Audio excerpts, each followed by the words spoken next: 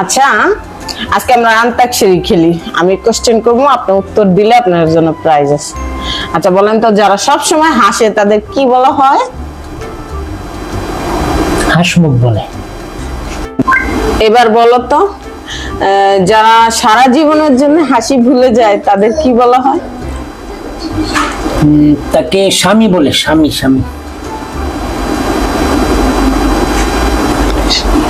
আমি আবার প্রশ্ন করতে আসছি, এবার যদি প্রশ্নের উত্তর সঠিক না হয় তাহলে খবর আছে।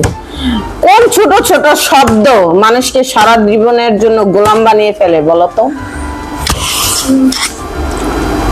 কবুল কবুল কবুল বলার পরেই।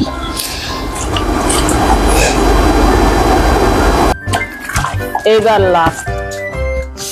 আচ্ছা বলো তো জান, ভাগ্যবান মানুষদের ইংরেজিতে কি বলা হয়?